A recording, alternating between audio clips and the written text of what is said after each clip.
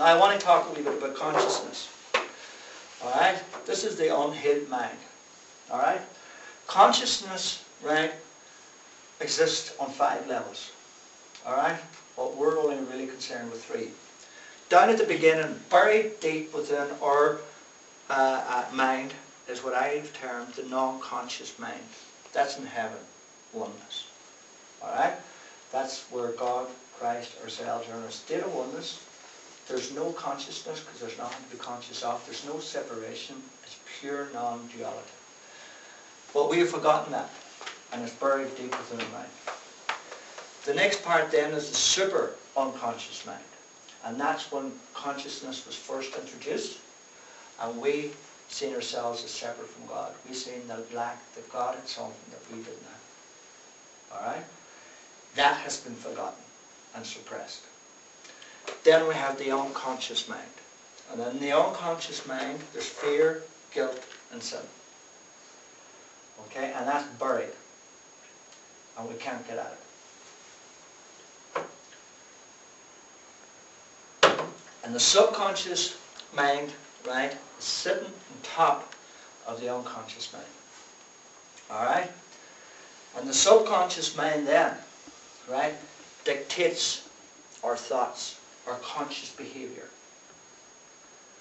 You know the way we automatically do things? All comes from our subconscious thinking. Alright? It's been pre-programmed by the ego.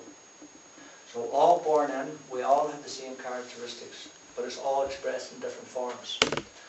So, projection. What does projection do? It results in attack, anger. But what does it also do? It reinforces guilt. The more we project our guilt, the more we reinforce it. So this works now in both ways. Into our behaviour and into our unconscious mind. Okay? Judgment. Alright? Judgment out, always, again, is an attack. You're judging separateness, you're judging differences. Okay? And judgment also reinforces separation. Then we have victimization. Right? We're all victims now. Alright? You did this to me. I was alright until you did it. We're victims of our parents. We're victims of the world. We're victims of our religion. We're victims of our country. We're victims of our racial background. And we're black, and we're white, whatever. We're all victims. Everybody comes into the world as a victim. Okay? Victimization reinforces guilt and sin. And fear. Okay? And then we have the special relationship. Okay? All again out here into behaviour. We pick people for specialness, which was used for attack, used for mindlessness, for vengeance and everything else. And the special relationship also reinforces your guilt. Okay? That's the mindset that we all start with. That's the wrong mind. The unhealed mind, as it's described. Okay? And what the Course says, and what Jesus says very clearly in the Course, don't change your behaviour. And that's what we all try to do when you see these holy people that have all this kind of regalia on them. You know, they're walking around and they're pious and all of this. They're all trying to change their behaviour. That's what spirituality do. You know, go and sit under a tree and everybody's going to see me, and meditating and everybody's watching me meditating. It's changing nothing. Okay, you don't change form. Don't change the behaviour.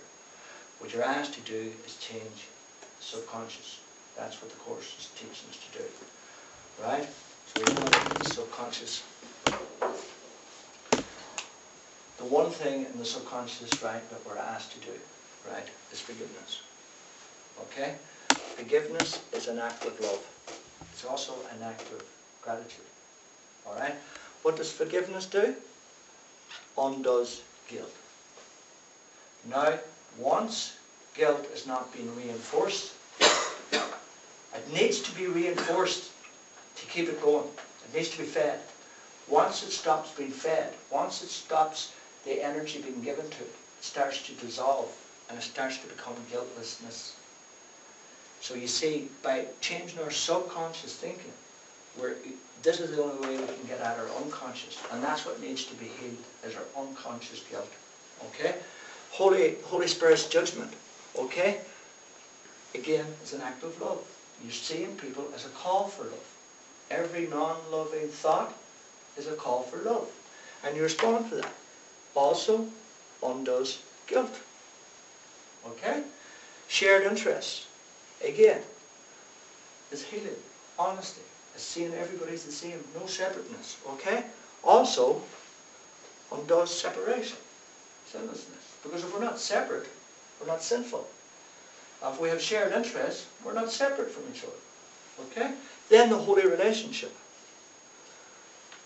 also sees everybody as love, as one. Okay? So this is the four things, if you wanted to put the course down to. Alright? Forgiveness. Holy Spirit's judgment. That means the relinquishment of your own judgment. Okay? Shared interests. Okay? Shared interest undoes the victimizer. Victimizer says, you victimize me, I'm different from you. You know, I'm a victim and you're a victimizer. Shared interest dispels that. It says we're both the same. We're both victims of the ego. We both share in the same interest now. We have both made mistaken choices. And we both can now correct it. Okay? Holy relationship. That's when you basically just see now everybody from your right mind. You see everybody as total love. You extend that total love to everybody. And what that does, that starts to undo the unconscious, and that's the only reason we're here, is to undo our unconscious guilt. Because what you were talking about, Mary, right? See, when you go into your mind, that's the fear. And if you go into that directly, alright, you're going to meet a lot of resistance to that. So what you're asked to do is work with this, work with forgiveness. Give up your judgments, that little prayer. That little prayer works for your forgiveness. Both of them, right, okay, will start to undo that fear, and they'll start to undo that guiltlessness. Because it's that judgment that's causing you the problem. If you really look at every problem you have in the world, it's come from some form of judgment on someone. Because you have labelled them. And you can only label somebody by judging them. Okay? So that little prayer, I am Christ, pure and innocent. This judgment is forgiven and released. You say that every time you have a judgment. Not for too long till you have no judgment. You become non-judgmental. And that means you don't have an opinion, you don't have a worry, you don't have a care. You just, somebody's arguing or whatever, you just see it as a call for love. That's all you do. And your answer is love, which is forgiveness. You're just in that second forgiving that person. The person has chosen wrongly, but it doesn't matter. You're seeing it as a call for love. Okay?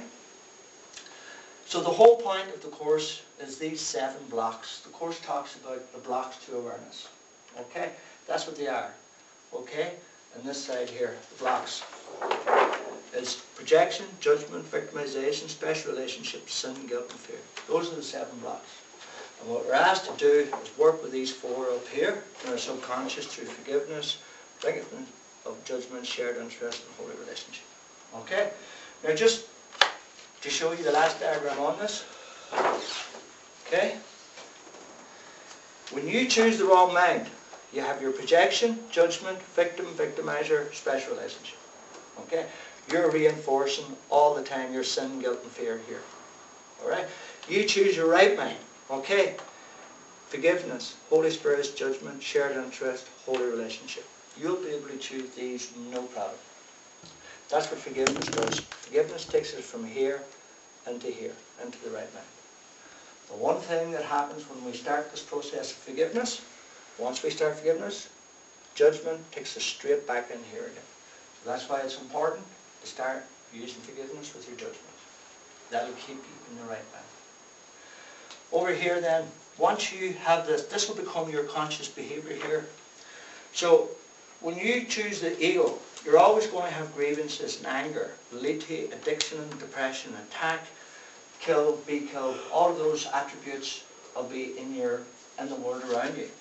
When you choose your right mind and decide to become right-minded, okay, you'll have love, trust, joy, honesty, tolerance, patience.